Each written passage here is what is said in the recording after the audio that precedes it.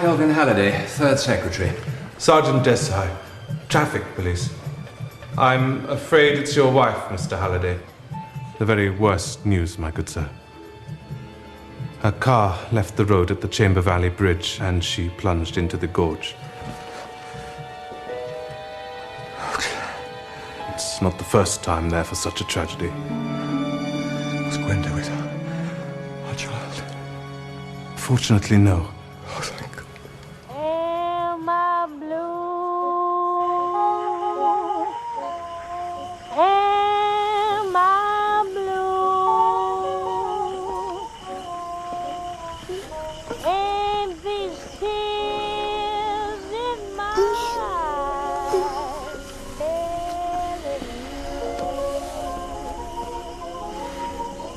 you, am I blue?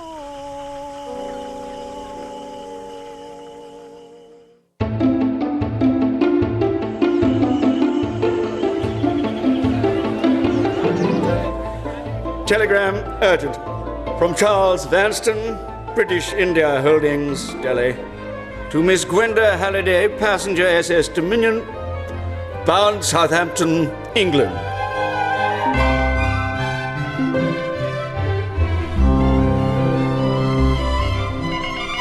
Darling Gwenny, regret too busy, take yesterday's flight as planned. Pressure of work, so still in India. Should have sailed with you, my precious, after all. Therefore, unable meet you, Southampton. Mr. Hugh Hornbeam, London office, instructed welcome and make final wedding preparations. So sorry. Gather Hornbeam, jolly good chap. Beg your pardon. Beg your pardon, sorry. Desperately sorry not to share your first visit to dear old England. Your very own Charles.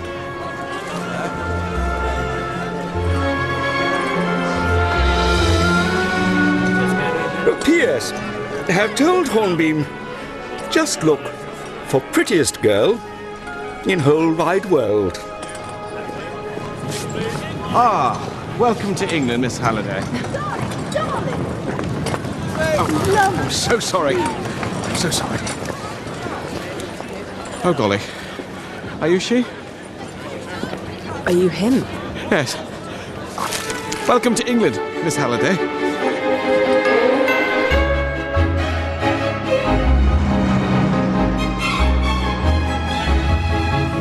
You don't believe in travelling light?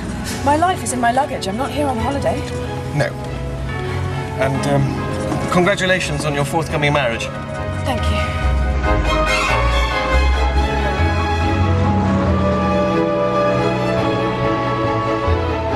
Where's best for our house? Charles would have a pied-à-terre in London, but for our family home, I want the ocean. Such sunshine as there may be, and views. I want England, Mr. Hornbeam. At long, long last.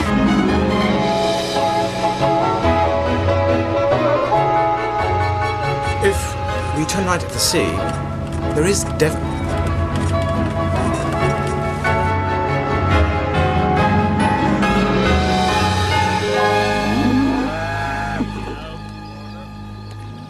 You won't find anything there. It's the back of Beyond. Torquay's a much better bet. No, I definitely think we should look in Dilmouth. I'm sure it's a charming place, but Torquay has a decent hotel and reputable estate agents. We'll get a list of suitable properties No. and... That way. But... Instinct. I always follow my instinct. Drive on.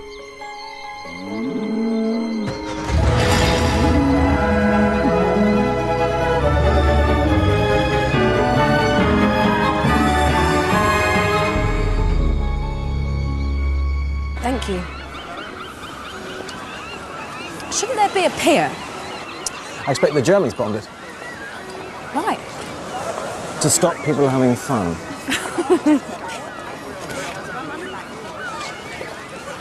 Is England anything like you expected? I'm not sure what I expected. How long have you worked for Charles's company? 7 years now. I started at Vanstone International after the war.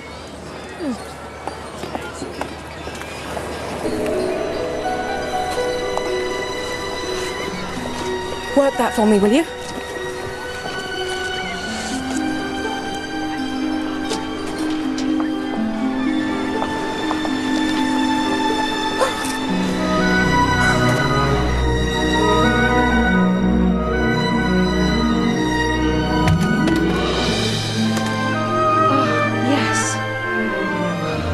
view.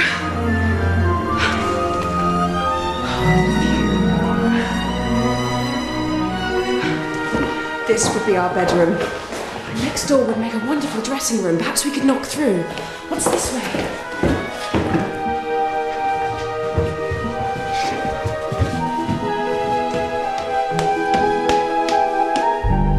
What's up here?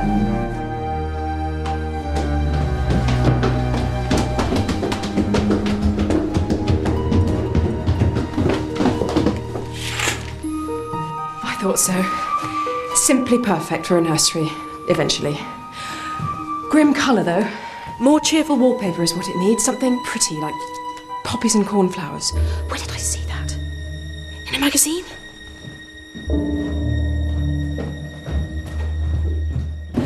Feels like home already. This is my house. Fix it. Yes. Righty-ho. The Ellsworthies only moved out last month. Mr. Fane thought it'd be hard to shift. Oh, it's Mr. Fane's lucky day then, isn't it, George? What's the matter? Tell me, did someone die in this house? No. Yes, Did they? I expect they must have, miss. It's ever so old.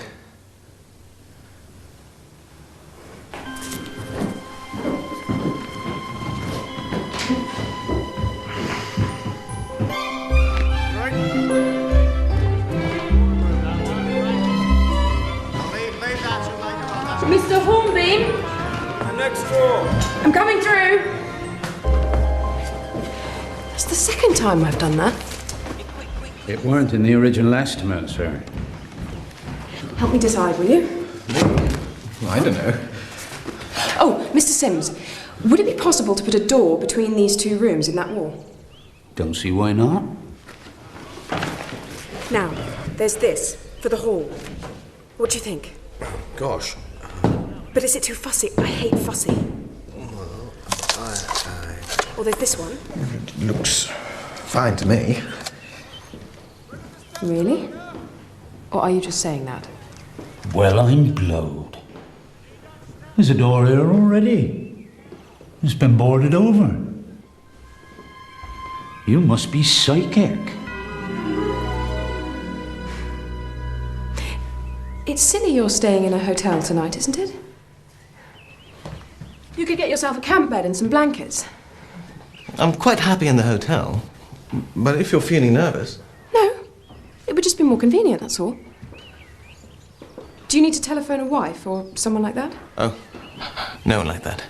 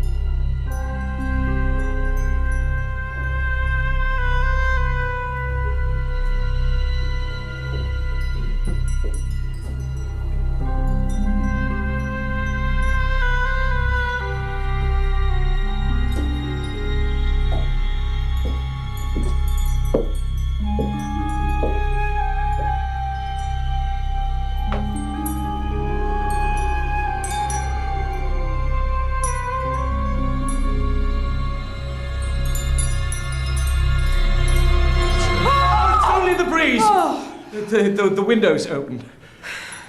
Then please close it.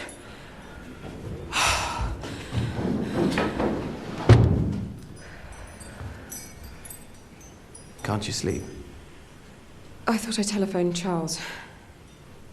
I could make you some cocoa. No, Charles.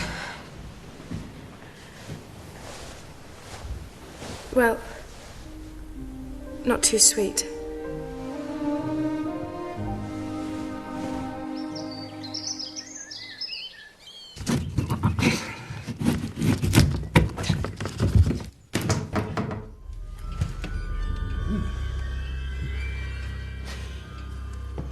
I got that nursery cupboard open for you. You can see the old wallpaper. Much more cheerful and pretty it must have been, that room. Poppies and cornflowers. Poppies and cornflowers. Poppies and cornflowers.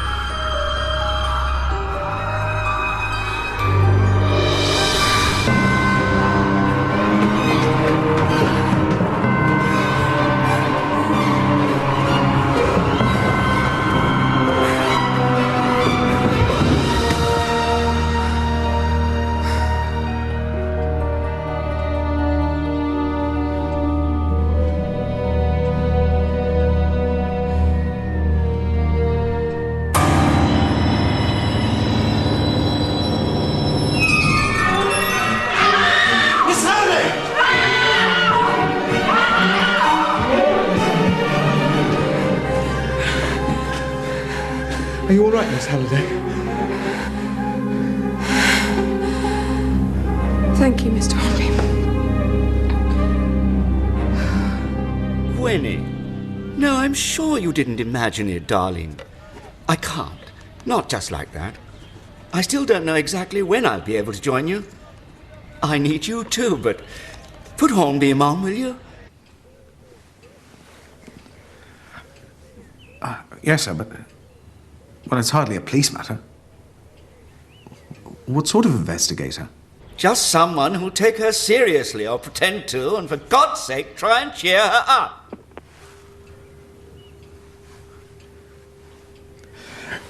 Let's go to the theatre.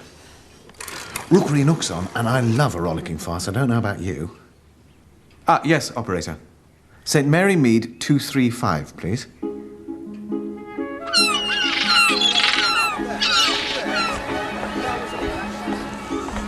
But what exactly does she do? Solves things.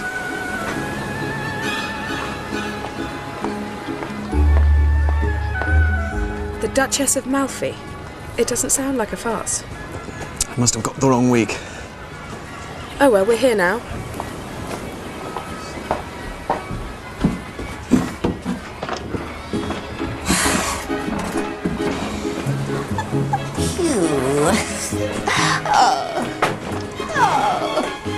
Are you well?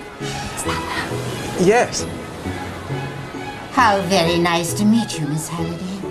Hello. I'm Jane Marple. Pull, and pull strongly, for your able strength must pull down heaven upon me. But stay. Heaven gates are not so highly arched as princes' palaces. They that enter there must go upon their knees. Come, violent death, serve for Mandragora to make me sleep. Go tell my brothers when I am laid out, they then may feed in quiet.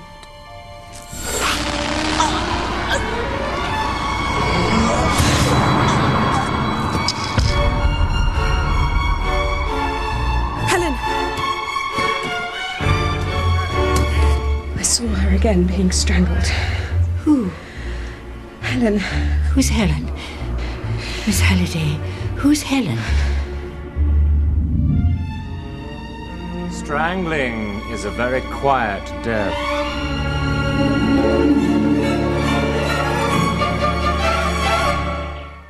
She was no older than 30, I'd say. What do you remember? Helen. Whoever she is or was, I couldn't see who was strangling her. Wonder what her furniture was like. Furniture? Here in the hall. Oh, there was a coat stand and a side table. A coat stand? Was there a coat? Or a hat? A woman's hat, pre-war style. May I know your age, Miss Halliday? 21.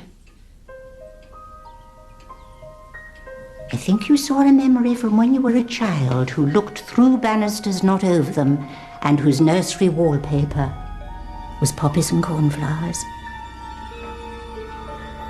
A child who saw a murder in this very house. I've never been in this house before. I've never set foot in England before now. There is that. Are you quite sure? Of course I'm sure. Breakfast's getting cold. Oh, your scrambled eggs are like rubber. I have advertised for someone. I didn't really train Do to go be... on, Miss Halliday. This is the first time I have been outside of India. My father, Kelvin, was a diplomat there. My mother died in an accident when I was a baby, and Daddy 2 years later of a heart attack. I do just about remember him, but it was his sister who brought me up.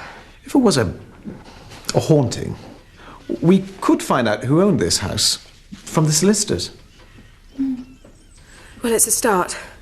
Will you come and see Mr. Fane with us, Miss Marple? You could give me a lift into the town.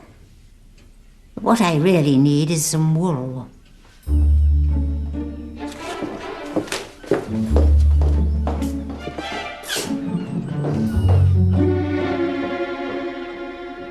Dilma's changed so much since I was last here. When was that? Oh, must be 18 years ago. Do you want the extra 2 ounces? Be on the safe side? Yes, please. I stayed with friends on the Leahampton Road. Hillside, their house was called. Oh, I know Hillside. Very well-run household. Such obliging girls in service they had. What were their names? Mr. Fane's out. When will he be back?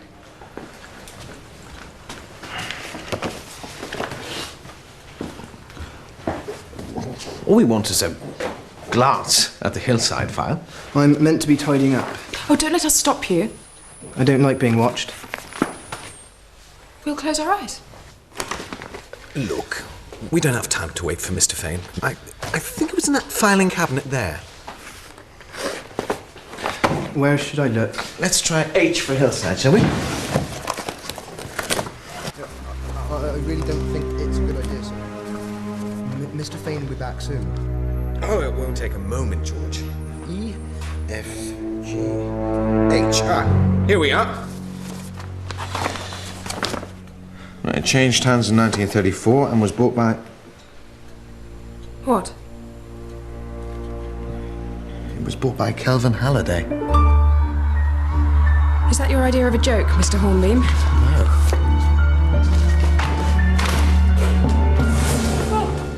Mr. Fane.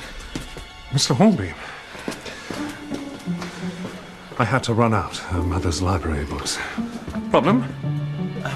No, Mr. Fane. Thank you.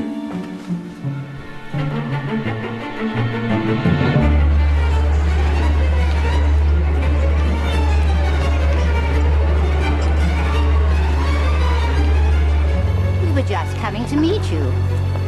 This is, Mrs. Paget, cook, housekeeper at Hillside in 1934. Darling Gwynny, after all these years, you won't remember me, of course. You were such a lovely little girl. When Lily's about her other duties, I'd expect you to help my daughter. Poor little motherless mite. At least you bring her up in good old England, sir. You're still young.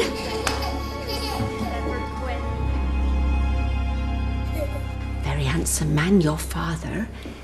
And it didn't take him long to find a young lady. Is this a refrigerator? Yes. So could you start tomorrow? All right, then.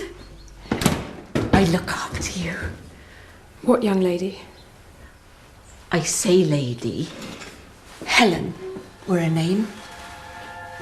Helen. Helen Marsden. Imogen, her theatrical. See, we used to have a show on the pier of a summer. Me and Lily, the housemate, we used to love it. What's that sound I hear again? There's laughter on the pier again. It must be that time of year again when the funny bones say hello. Every year they used to come. They were all so talented. We're sure to entertain you. Jackie Affleck. Listen. You were a laugh. And he didn't just play the piano. He said, that's not a dog, that's a scrubbing brush. You were a scream. Line of laugh. Are you ready? You could never see how he done it.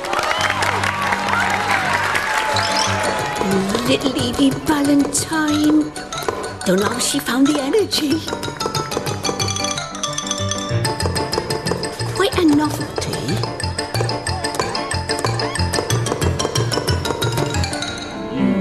The Erskines were in charge of the funny bones.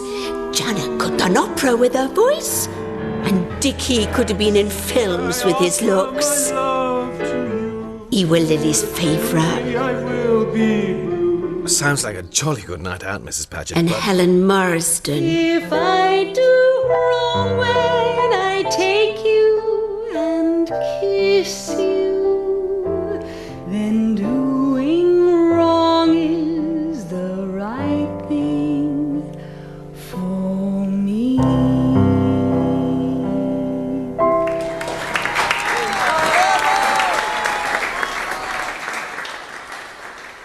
She and your father got engaged.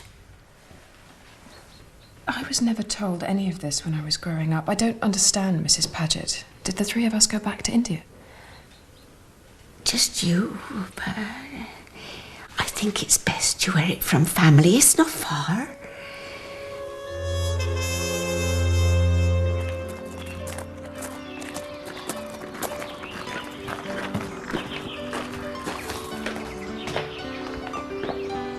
RMPA? Oh, he's a trick cyclist. A what? A psychiatrist.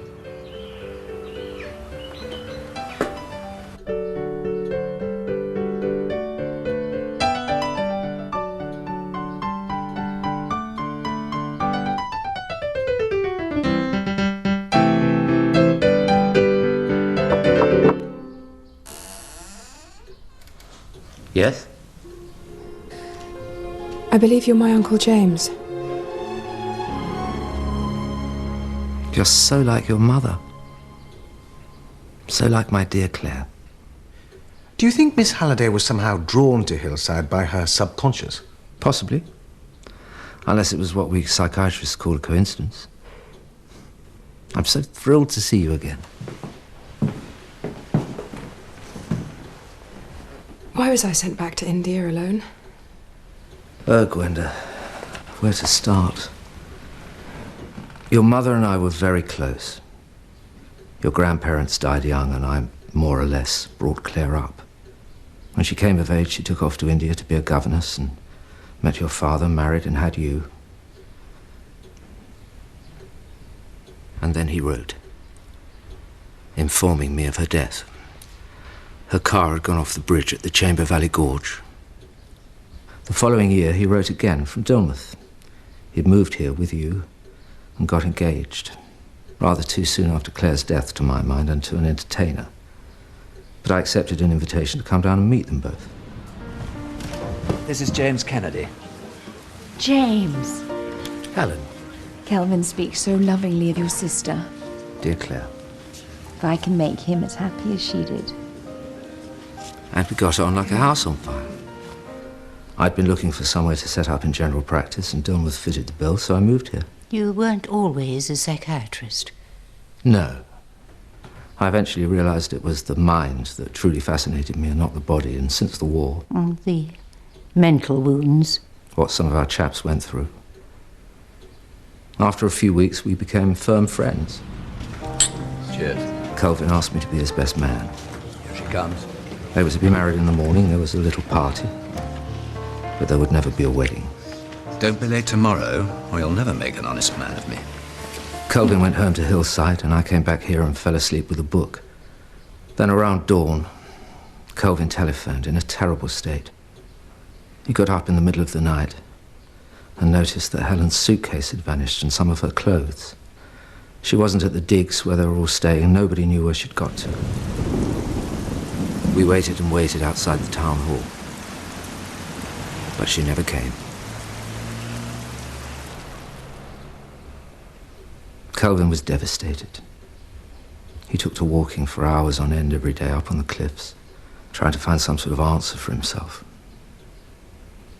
And then she sent him a postcard from London. No address, no explanation. It just said she was happy and not to look for her. The police found it at Hillside after they'd discovered his body at the foot of the cliffs. I'm so sorry, Gwenda. You were sent back to your aunt in India, and we agreed you need never be burdened with the true circumstances of your father's death. Do you have a photograph of Helen, by any chance? Yes.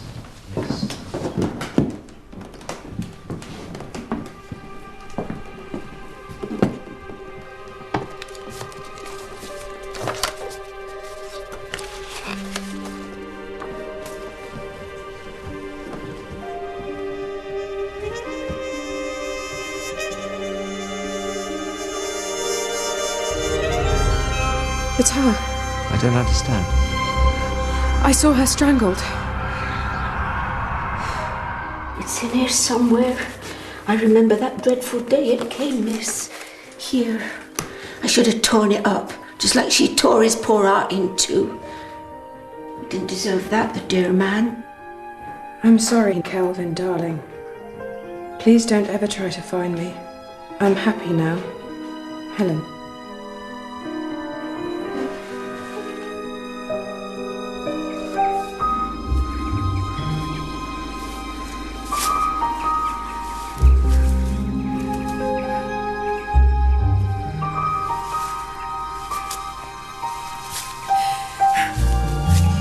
Here, let me. No! I'm sorry, Hugh.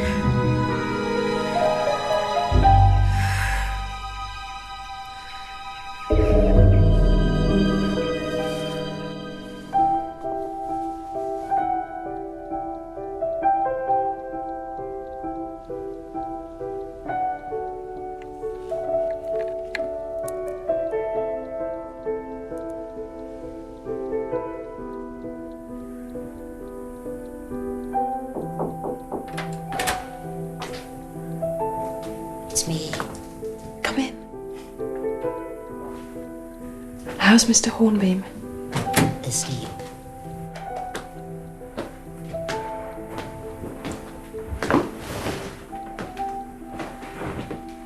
It's all I have of my mother's. Lovely. I promised myself I wouldn't wear it until my wedding day. Must be tempting. I shouldn't really care about her, should I? But she was murdered. I don't care about the postcard. Postcards can be forged. They certainly can be. But, it was a long time ago. Do you really want to rake up the past? Who knows what else we may find?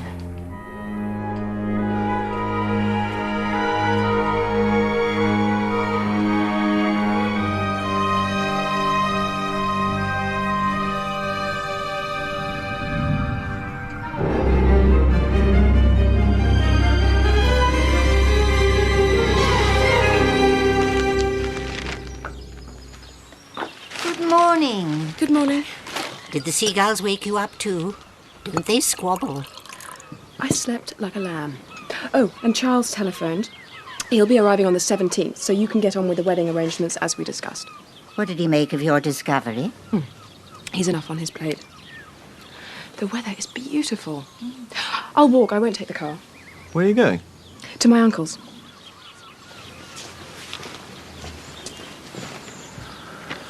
God's in his heaven and all's right with the world.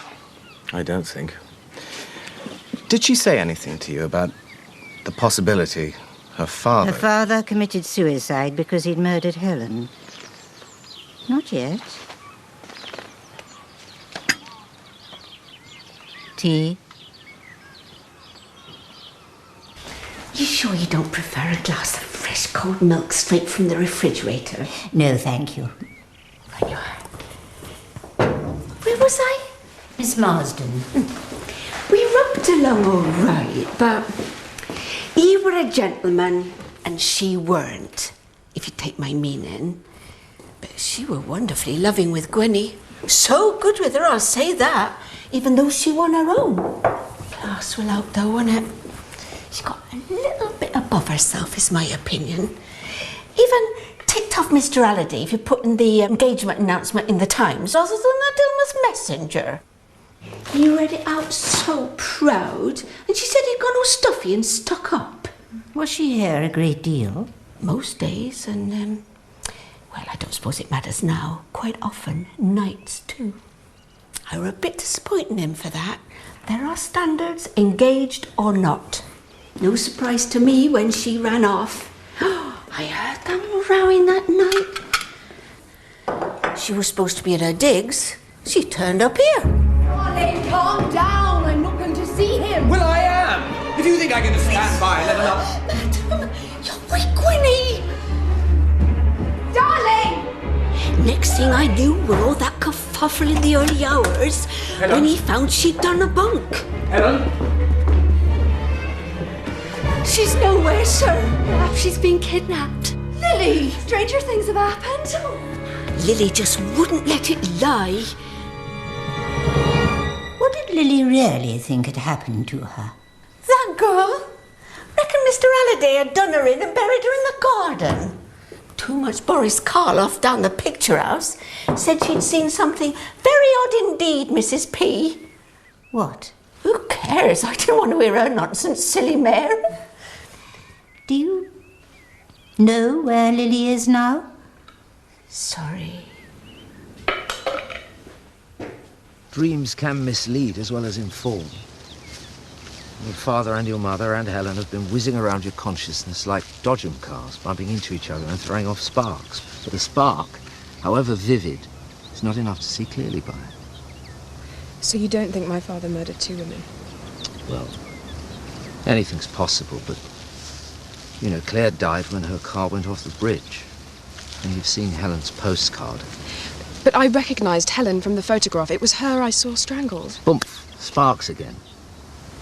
I'm not saying you didn't see what you saw, but perhaps Helen's been what we call projected onto your memory. And before we jump to conclusions about your father, we need some solid facts, don't we? Yes.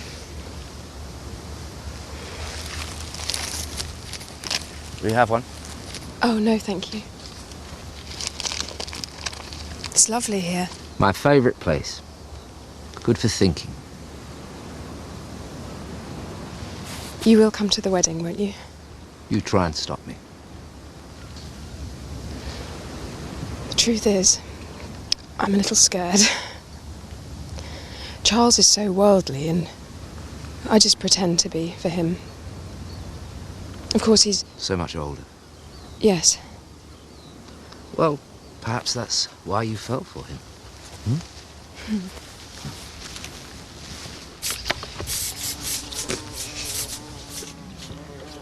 It's a peace rose, isn't it, Chief Inspector? Can't have green fly disturbing the peace. Serious offence. Hit them hard. The only language they understand. I remember it. She skedaddled before the wedding, so he jumped off Lover's Leap. You never had cause to doubt that version of events? Nope, open and shut. Nothing odd? Unless you count Gunga Din. The night Helen Marsden ran off, there was an Indian gentleman seen near the floral clock at about 1:10. You do mean? Actual time, not where the nasturtiums are planted. What was he doing? Nothing. Heads turn now if an Indian's seen walking along Dilmouth Prom. Back then, Mrs. Fane thought she'd be murdered in her bed. Mrs. Fane. Any relation to Walter, the solicitor?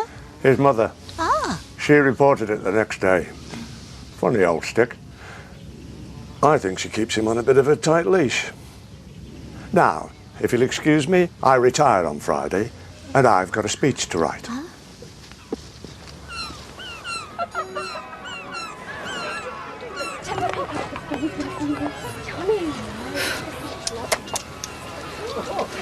Of course, she was a nymphomaniac. If you're familiar with the term, Miss Marple. She almost snared Walter. Did she really, Mrs. Fane? They were inseparable until she got her hooks into Kelvin Halliday. She invited Walter to their wedding. He almost wasn't there because he overslept. Oh. They'd all had drinkies after the show. Was he very late home? Not very. I was still up. We finished a jigsaw and then we both went to bed. Thankfully, all that was just a phase. Walter's happiest with his mother. Some men are. You didn't go out again? Only Chief Inspector Primer said that next day you'd reported an Indian gentleman late that night. Lurking. He's mistaken the date. That was the night before or after. They're all thieves. Of course I reported him. I had the most exquisite emerald earrings, stolen when I lived in Delhi with my late husband. What was your relationship with Helen Marsden?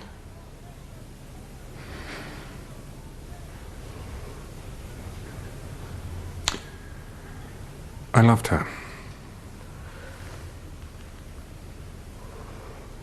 Before she became engaged to my father? And afterwards. I don't mean, I loved Helen as a dearest friend. We were so very close. I used to confide everything in her, much to the disgust of my mother. But I didn't care. Helen was so understanding of how beguiled a shy country solicitor was by her world. She used to invite me to watch the show from the wings. It was thrilling to feel a part of it.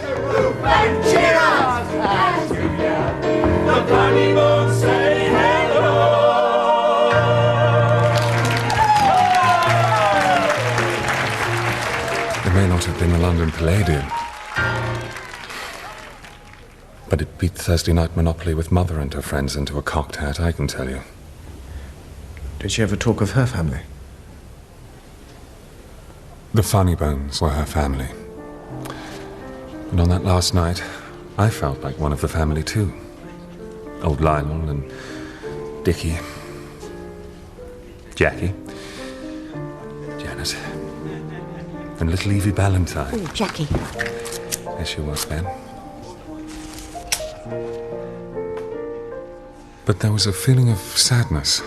We knew that Helen leaving would change everything. Fellow artists, loyal fans, we've packed our grease paint, our trunks, and we go our separate ways until next year. Except, of course, our wonderful Helen, who has chosen married bliss ahead of a life trudging the boards. Bravo. Still, no hard feelings, Halliday. Thank you. The toast is the Funny Bones. Funny Bones. Funny Bones. Funny Bones. I went home, feeling a little sad. Do not pass go and autumn beckoning. George, where's that tea? Bloody hell.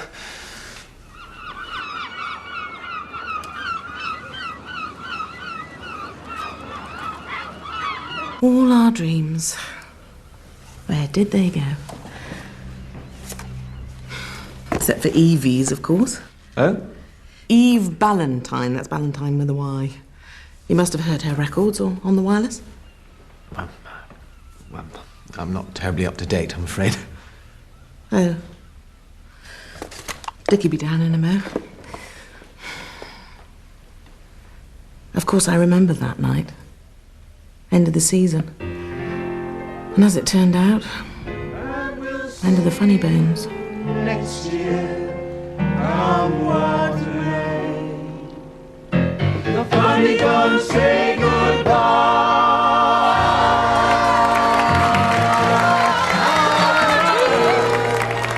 Toast is the funny bones. Funny bones. Funny bones. Funny bones. We were all in the party spirit. Who wants first dance with the smoothest smoocher on the south coast? Jackie Affleck Janet? was up to his usual tricks. Not me. I was Jackie. Helen? It's your last night of freedom. Watch out for his Paso Doble, girls. Poor old Lionel died the next Christmas. Demon King in Panto at Worthy. Trapdoor opened too soon. Southsea. He broke his neck. This is little Gwenda, Dickie. Kelvin Halliday's girl and Mr. Horn. Beam. Hornbeam. Pleased to meet you.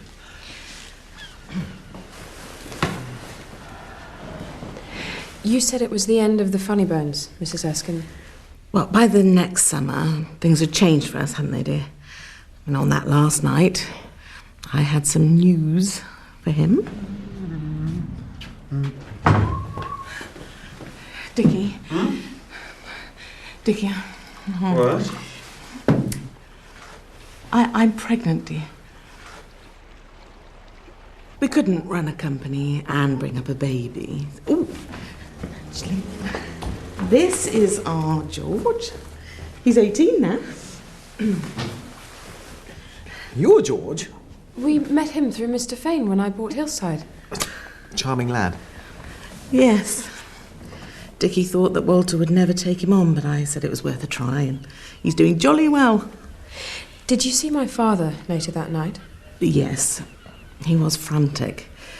Some of Helen's stuff had gone missing from Hillside, and so he got me out of bed so that he could look in her wardrobe. Her wedding outfit was still there. He got you out of bed? Yes, I'd slept in Helen's room that night because Dickie was snoring. First floor at the back. She used to share with Evie. This used to be the Funny Bones digs when it was Mrs. Finderson's. After the war, we had to adjust. Medals don't pay bills. Dilmouth seemed like the obvious place, so we bought the house ourselves. Know what I thought? That Helen and Jackie Affleck had run off together. It's not right, Jackie. I overheard him, talking her into it. Did you ever change your mind, eh? Then, he was the only one who wasn't there next morning. Apart from Helen, of course. No one mentioned it while we waited outside the town hall. But it's what we were all thinking. What a sorry bunch we looked that morning. You with your black eye. I tripped over a stage weight.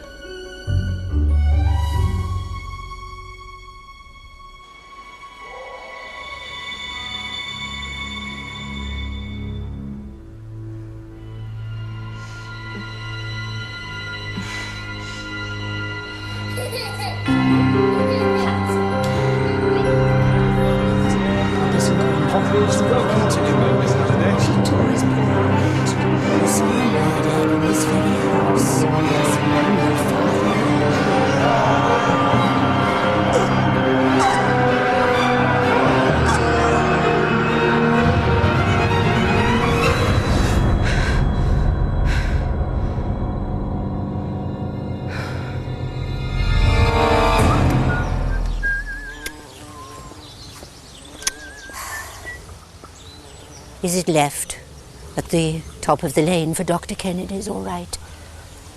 Miss Marple, still sleuthing? I hate an unsolved case. There was no case to solve. Possibly not.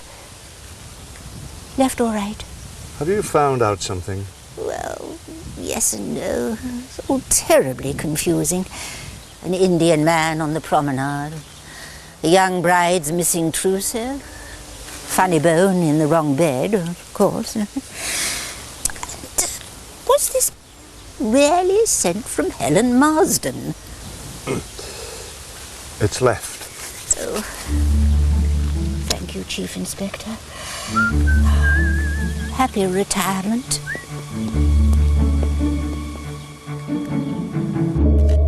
You wouldn't have something else Helen had written from before?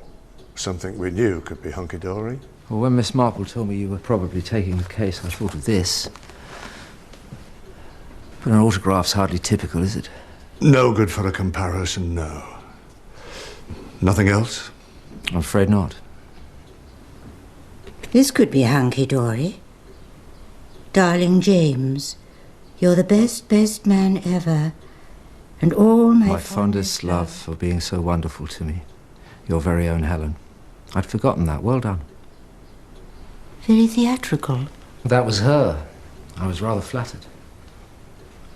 We'll get these off to the experts then.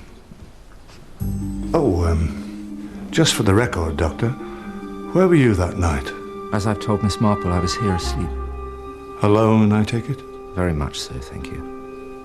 Do you know why she was at Hillside that night? Was she? According to Mrs. Paget. Kelvin never told me that. I know Claire did sometimes. I'm so sorry. My sister's been on my mind terribly since Gwenda came into my life. Helen did sometimes spend the night with Kelvin. I tried not to judge. They were desperately in love. We can't rule out any possibility yet, can we? If it were me, I'd be trying to find that maid, Lily, and find out what she knew. I placed an advertisement for her yesterday. Have you? Yes. Oh.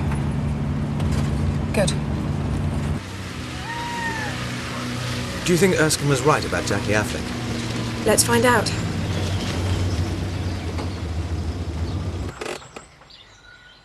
He's done well for himself. That was my Dorothy. Her first husband was Dougal's Biscuits. I met her in Nice when she was a very merry widow. And Bob's your uncle. God rest her soul.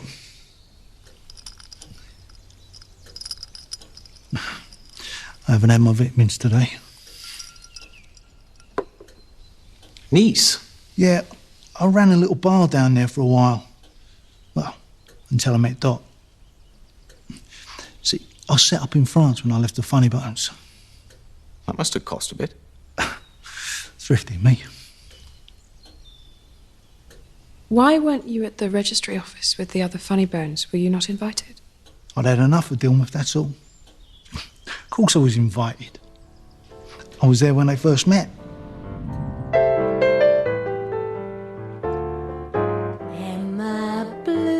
We were rehearsing a new number when he wandered in.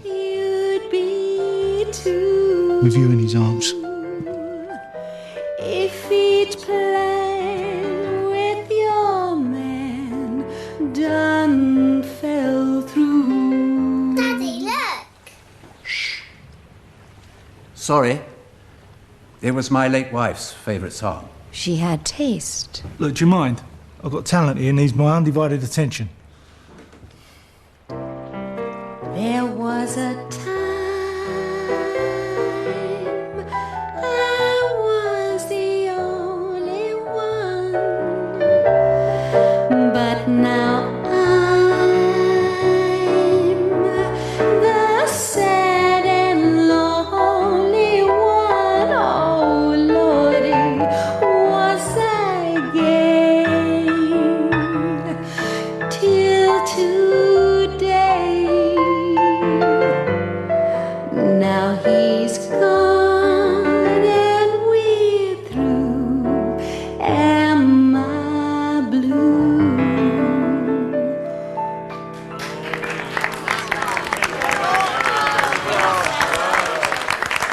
You were asking me about the last night.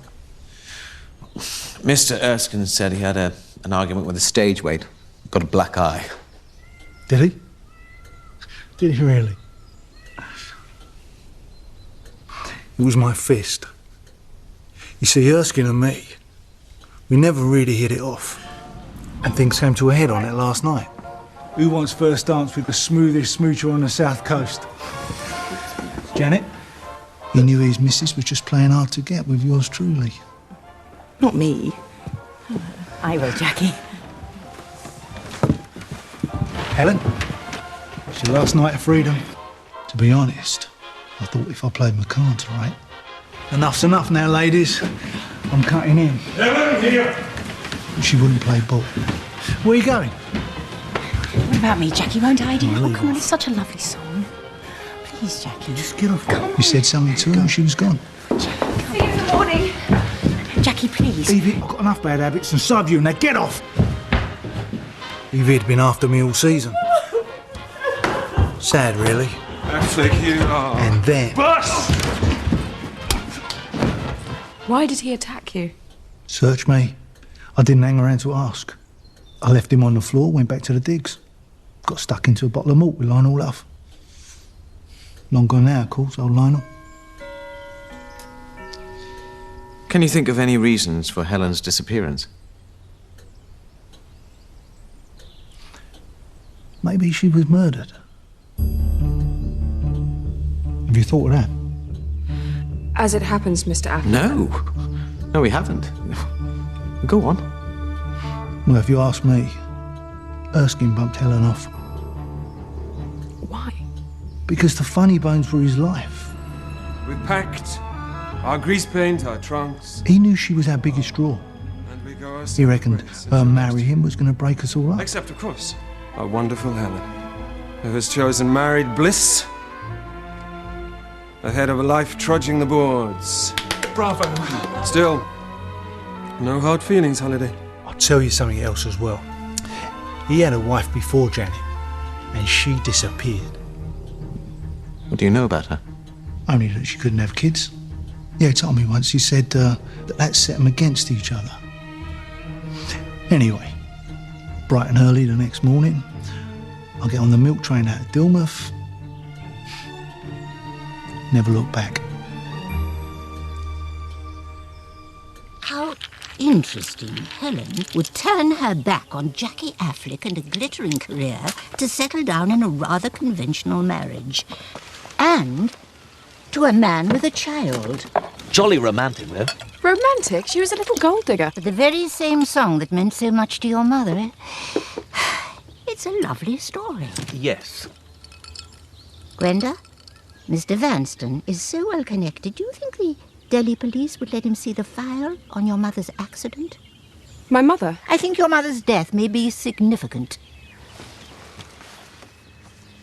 You think my father's a madman who murdered my mother and then came to England and murdered Helen?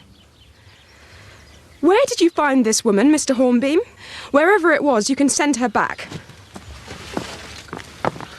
I am so sorry. She'll calm down. If her mother's accident was really murder, well, you must think it was her father. Unless you're suggesting Dr. Kennedy killed his own sister. Dr. Kennedy? Oh, I'm sure he was never in India. But perhaps one of the funny bones was. That was just plain bloody rude, Gwenda. Miss Halliday to you. I'm very fond of you, Gwenda, but my fondness is being sorely tested. Then don't be fond! I can't help it. Can't you? You?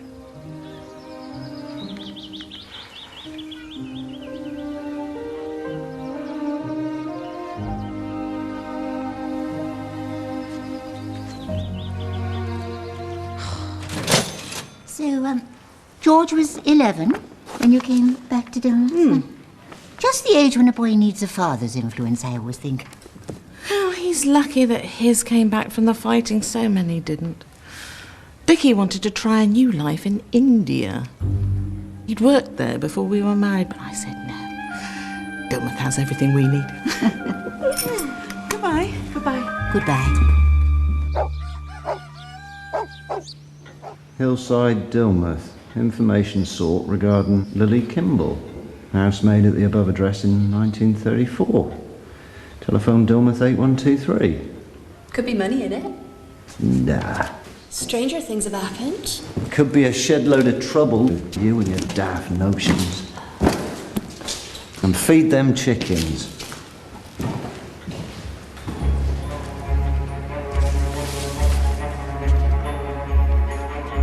Dear Dr. Kennedy, please can you give me advice, because you are a professional gentleman, What to do about enclosed? What was in the paper? After all this time, I don't know what's for the best. If you can advise, I will visit tomorrow morning and oblige. Yours respectfully, Lily Tutt, as was Lily Kimball, housemaid at Hillside. At last we could be getting somewhere.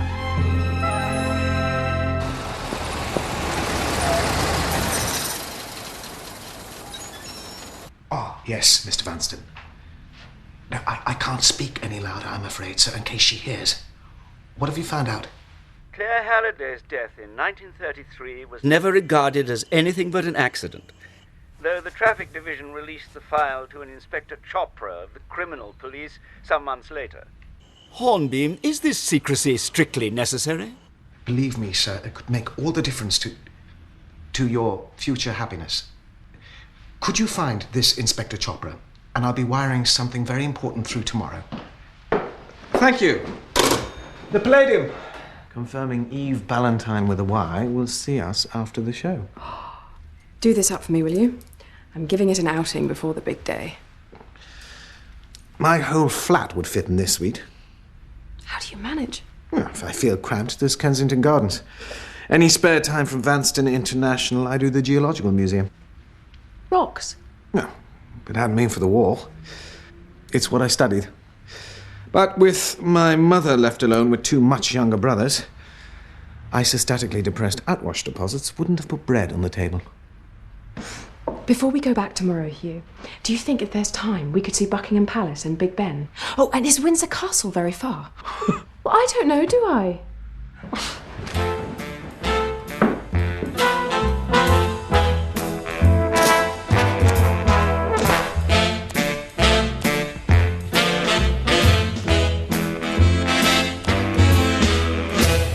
I'll go my way by myself.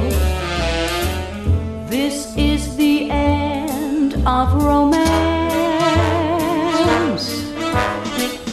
I'll go my way by myself. Love is only a dance. I'll face the unknown.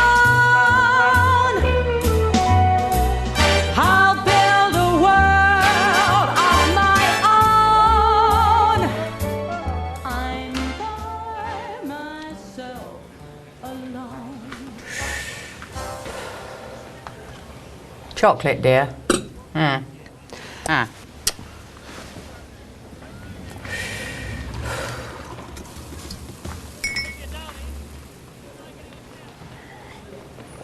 You're wearing Helen's necklace. Helen's? Yeah.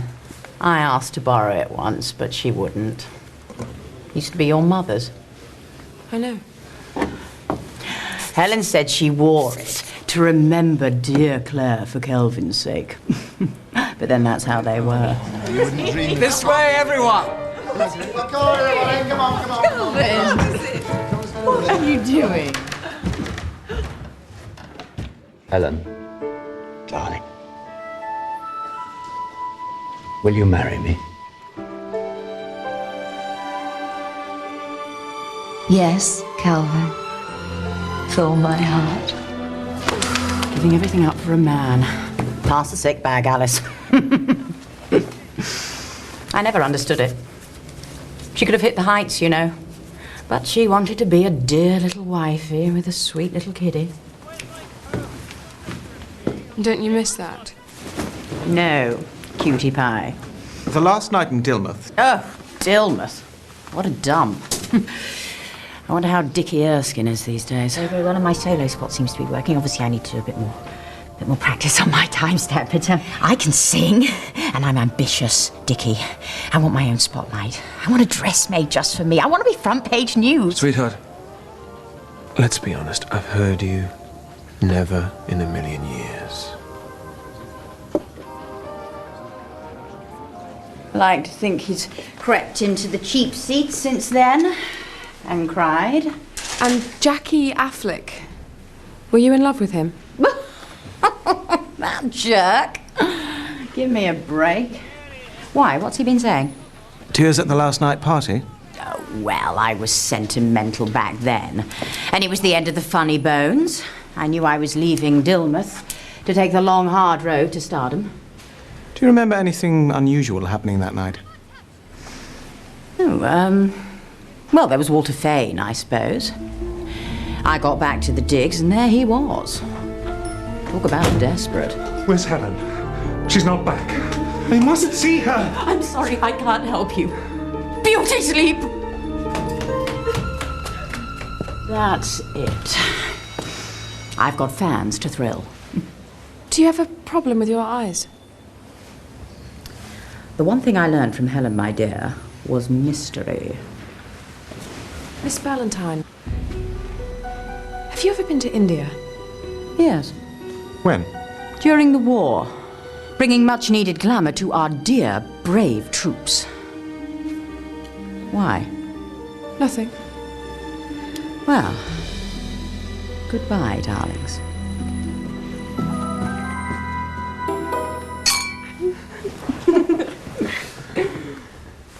I'll tell you one thing. I won't go down on bended knee when I propose. Far too showy. I bet you do. I'll check up on you when you're engaged. The day we met, there was a fork in the road. And I wanted to go one way. And I said, I always follow my instinct.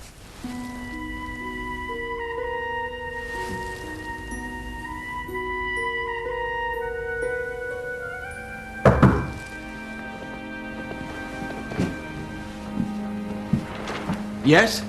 Telephone message for Miss Halliday, sir.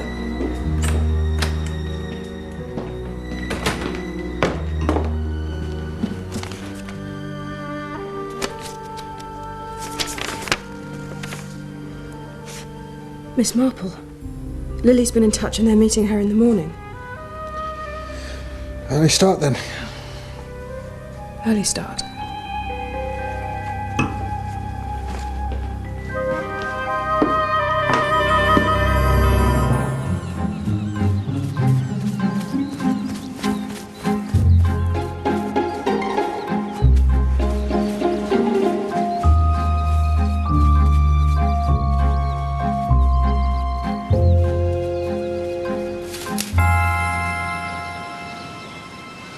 Yes.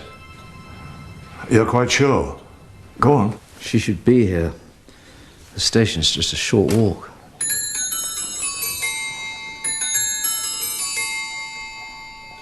Do you need another aspirin?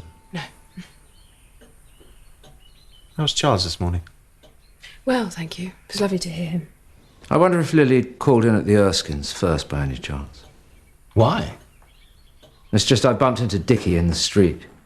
Said she was coming to Dilmouth. He remembered her well. A loyal fan.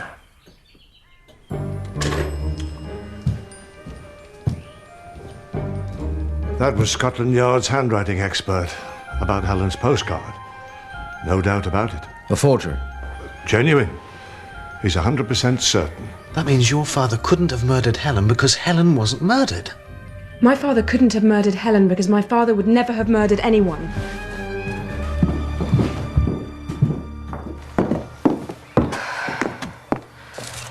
Helen was strangled. I saw it. No one will ever make me say I didn't. You believe me, don't you? Promise. I believe you saw a murder, Gwenda. I promise I do.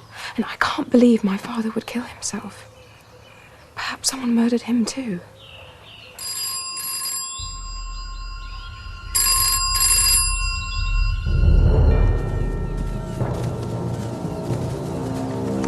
Strangled.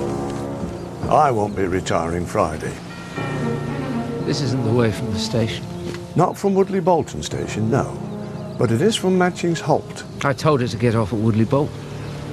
And to be on the 10:30 from Coombe Lee. But according to the ticket collector at Matchings Holt, She was on the 9:30. Why? If Helen wasn't murdered, what did Lily know that's got her killed? About Helen's postcard and the handwriting, are we quite sure it proves she... You can't argue with the experts. Now, I've been thinking. Mr. Richard Erskine had a first wife who ran off, didn't he? Never seen again. So Jackie Affleck said. But what possible connection? There's a technical term we use, Miss Marple. Following a hunch. Ah. Erskine came back to Dilmouth after the war. Say he did so to keep an eye on Lily because she knew he'd murdered his first wife. He found out she was coming to see Dr. Kennedy. Anybody could have known that. I doubt Dilmouth's much different from my own St. Mary Mead when it comes to gossip. And we may think the funny bones aren't in touch with each other, but can we really be sure? You think I should get them all here? Ooh. I wouldn't dream of suggesting what you should do. I'll consider it.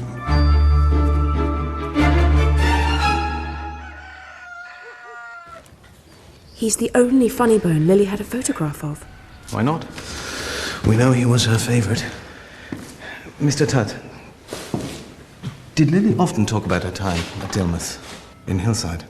No. Except when she was saying how she should have stayed in service rather than live this life out here with me. If there's something particular you want to know, ask. I'm off to see her mother. What did Lily make of Miss Marston's disappearance? Never believed she run off. That's what you mean. Unless she went to the North Pole. That's what she used to say. North Pole? Search me.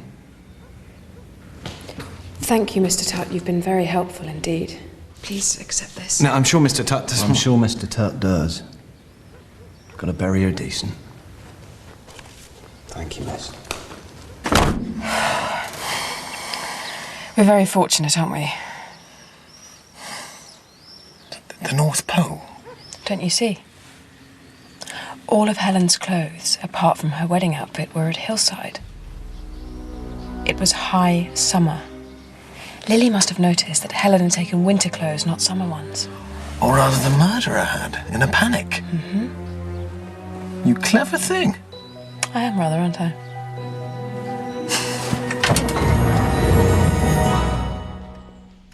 I do think the police might wonder, you see. Walter was seen at the Funny Bones digs when you say he was here with you and a jigsaw. He was. And was he here with you when Lily Tutt was murdered too? Mrs. Vane? Walter's very dear to me. The bond between mother and child, or father and child, always finds expression somehow, whether through love or through making allowances. What would you know about motherhood?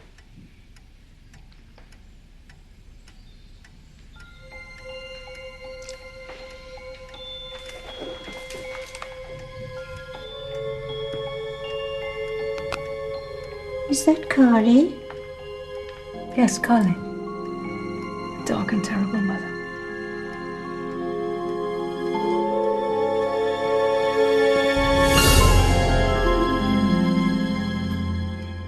Sergeant Macaulay, please. He's expecting my call. Mrs. Erskine swears her husband was at home at the time of Lily's murder, and I'm inclined to believe her. But Mr. Erskine claims his first wife married again to a crofter in the Outer Hebrides, which sounds like a right cock and bull story to me, as I'm sure the local police will be confirming even as we speak. It's fascinating to see how a hunch works.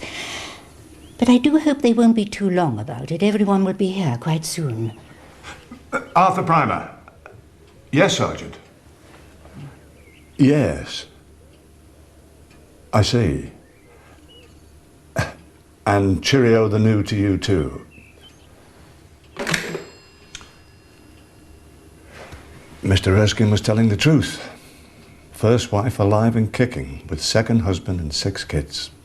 6 children? And 50 sheep. Dilmouth? Oh, yes, yes, if I must.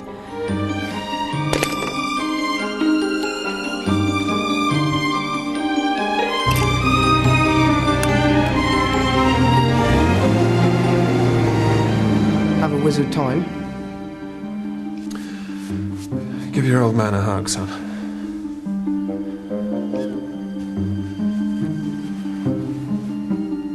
George, you're on my foot. Oh.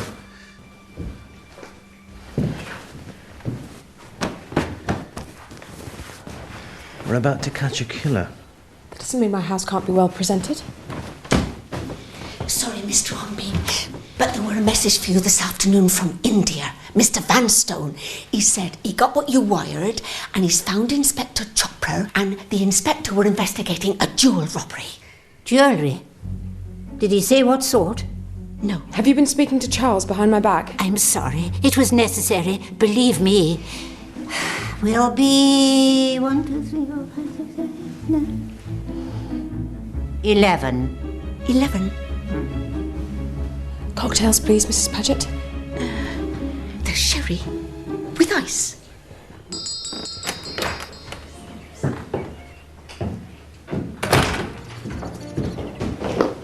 Ah, Dr. Kennedy. They're in there.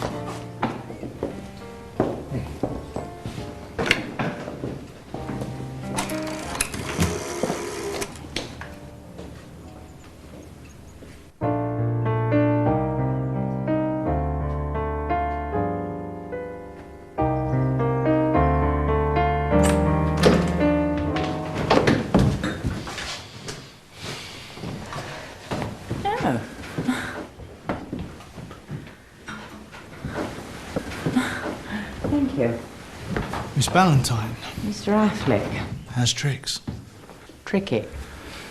Miss Ballantyne, may I say that your success is very well deserved. Yes, Walter dear, you may.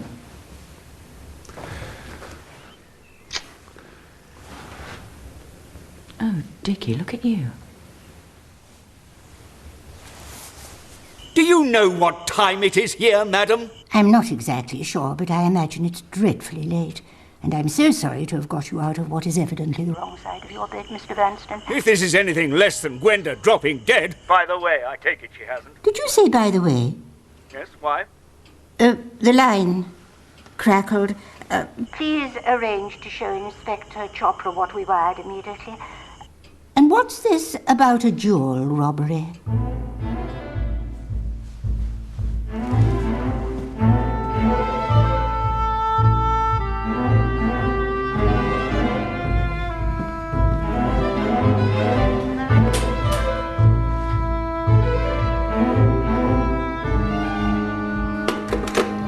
Extraordinary.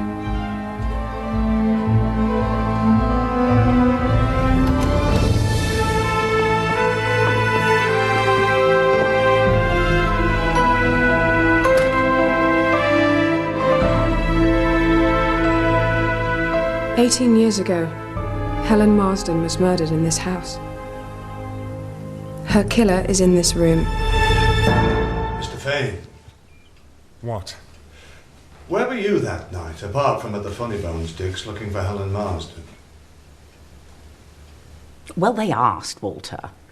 And it was a bit odd. And you were a bit odd. You were obsessed with Helen, weren't you? I told you already, she was my friend. Did you want her to be more than that? No. Please just tell the truth. I can't. It would mean turning someone's world upside down. Your choice, Fane.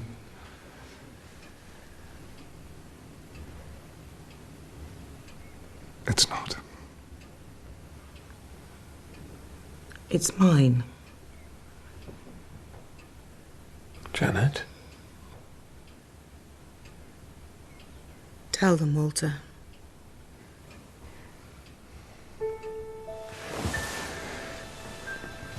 At the goodbye do, I realized I couldn't let Janet leave without a very private goodbye. I went to her dressing room, but I heard Dickie coming, so I had to hide.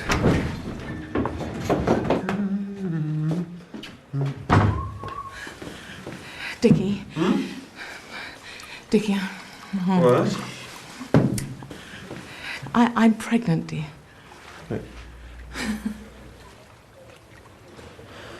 How can I keep a company running with a child on I? You stupid, bloody woman! I was as shocked as he was. But I just knew somehow when I overheard. Are you saying Fane? Yes. He is George's father. Walter! Oh, Dickie. You've always known, haven't you, somehow, that George isn't your son? Yes. Because it wasn't your first wife who couldn't have children, was it, Mr. Erskine? She's married 6 with her second husband. It was you.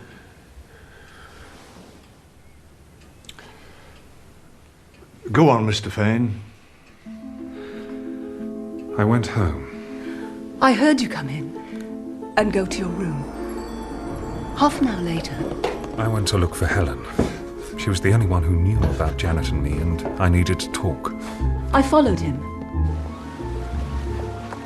Then I saw that Indian man and I was frightened, so I went home. I was waiting at the Funny Bones digs. Where's Helen? She's not back. I must see her! I'm sorry, I can't help you. Which is when Miss Ballantyne saw me. Walter, I'm sorry. Oh, how could I ever have thought you? My own child. You were always such a gentle boy, you could never kill anyone. Oh. Look on the bright side. You never thought you'd have a grandchild.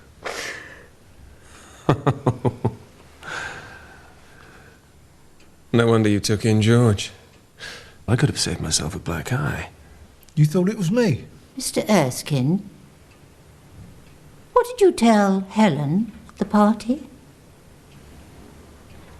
I told her I'd seen that Indian chap hanging about by the stage door. She couldn't get out of the theatre fast enough. Through the front entrance. She seemed terrified for some reason.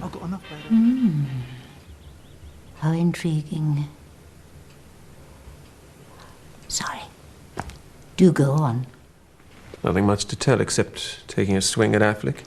When you hightailed it out of Dilmouth in the morning, I assumed you had a guilty conscience about Janet. Maybe the guilt was about Helen. Oh, come off it. You had just failed to get your way with her at the party. I know, but, look, I went back to the digs. Honest. And then for the rest of the night... This places me in a very difficult position, professionally speaking. You, Dr. Kennedy?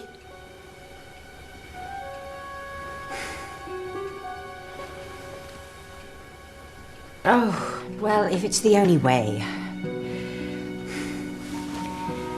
Jackie couldn't have killed Helen. No, now we've all got to tell the truth or you'll be in a tight spot. We were just kids. It was bad enough for me in the bar. Who wants first dance with the smoothest smoocher on the south coast? I will, Jackie. And then it got worse. I want to be front page news. Sweetheart, I've heard you never in a million years. I've got enough bad habits inside you, now get off!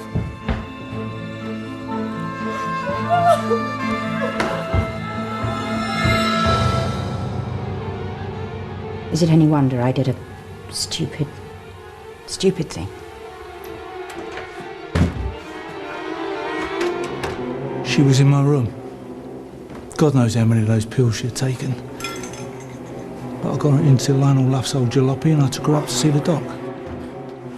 I gave Miss Ballantyne an emetic, and when she was rid of the worst, I sat with her until close to dawn while she slept it off. Why didn't you take her to the hospital?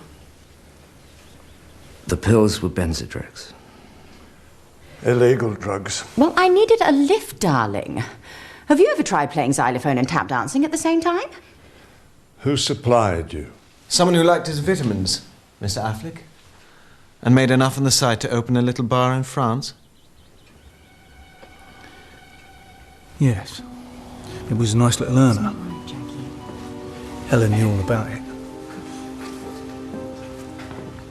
Well, if you ever change your mind, eh?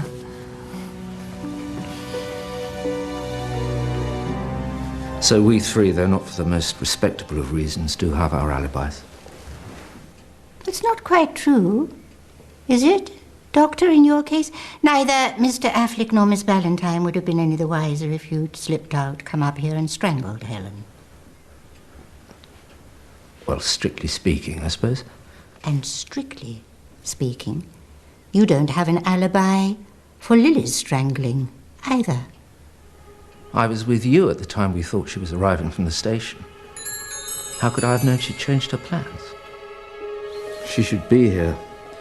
The station's just a short walk. I think you were most ingenious. Perhaps the letter found on her body wasn't the one you sent her, and what you'd really told her to do was catch the 9:30 train, get off at Matching's Halt, and take the footpath. You'd have had an hour in hand, and a quiet place to kill her. And substitute a letter you'd never posted which specified the 10:30 train and Woodley Bolton station.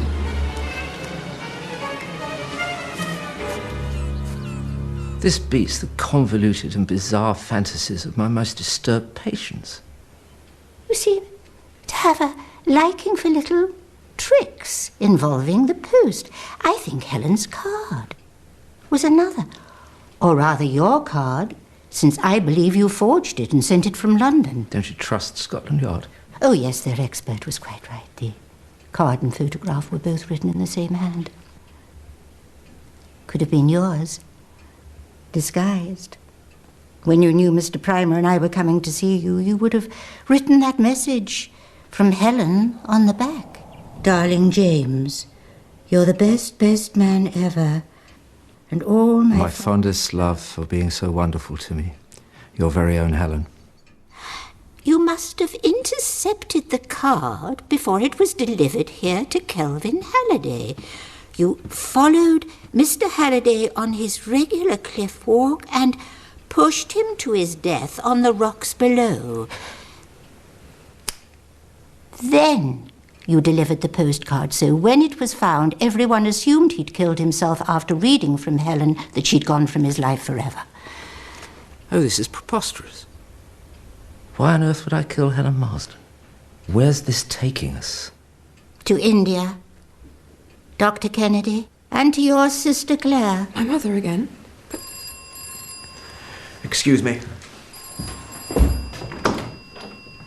Your mother, Gwenda, was dismissed from her post as governess for theft. By the time she met your father, she was working in a nightclub. She danced with lonely men, nothing more, but sometimes an unguarded pocket was picked. Then she fell in love and married, and you were born, but her past caught up with her. Inspector Chopra of the Delhi police was on the trail of some stolen jewellery.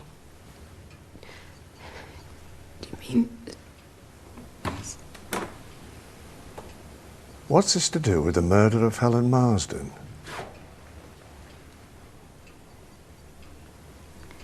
That telephone call was from India. You killed your sister. I've never been to India. She didn't die in India. She died in Dilmouth. Claire Halliday and Helen Marsden were one and the same person. Claire and Kelvin Halliday devised a plan to start a new life so she could leave her criminal past behind her once and for all. Car's a wreck, darling. Oh, darling, I'll save. I'll see you in England. Claire's car accident was staged, like the rest of the charade. She came to England and my father followed later with me. Yes, Gwenda. Exit stage right. Claire Halliday enters stage left. Helen Marsden, because it was a performance. With the Funny Bones as their all-important audience. Sorry. It was my late wife's favourite song. Will you marry me? Yes, Calvin. But it wasn't just the police she was avoiding in Dilmouth. Possibly she went to India in the first place because she found you a little over-protective of her. Whatever the reason, she had no intention of continuing a career that would bring her the wrong kind of recognition once she was married.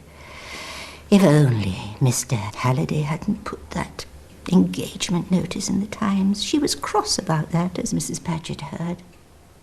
Kelvin Halliday didn't invite you down to Dilmouth, did he? You read that engagement notice and decided to come and meet the man who had married your late and much-loved sister and discovered her very much alive. James. Helen. Kelvin speaks so lovingly of your sister. Dear Claire. Did you enjoy playing the role? Why would I kill my sister?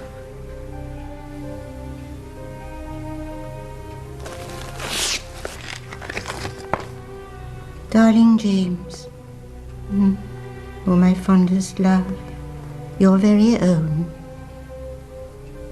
sort of thing. Helen Marsden could write, but knowing she didn't, I wonder if you, forgive me, Doctor, subconsciously chose the words you longed for Claire to say to you.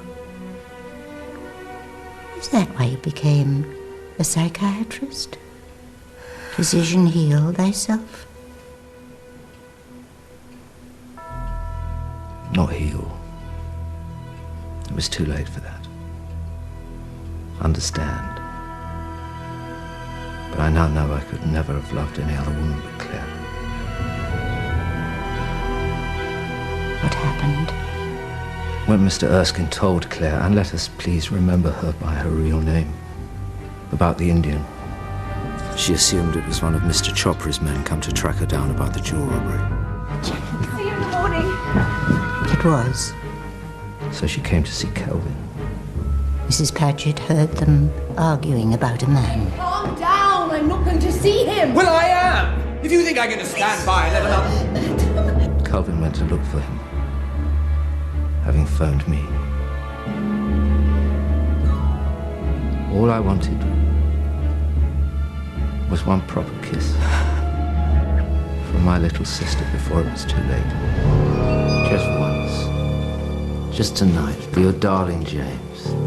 No. You're my very own. My very own.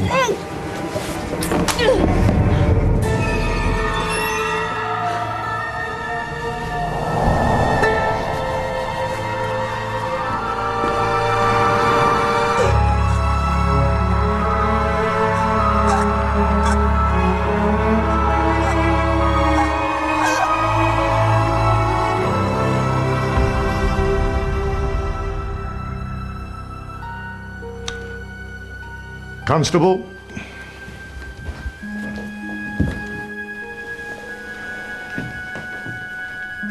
James Alfred Kennedy. You have the right to remain silent, but anything you say... Where's my mother? Uncle James. Where is she?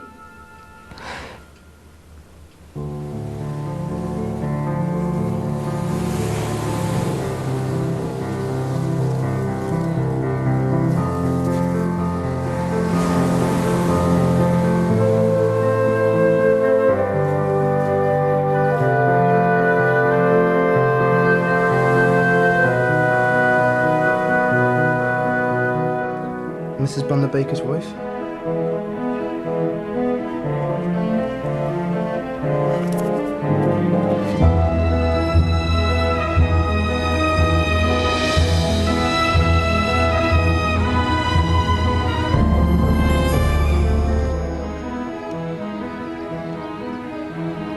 She deserves better.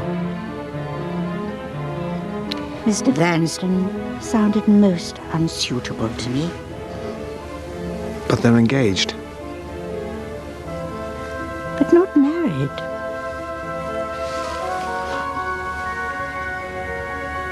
Yet.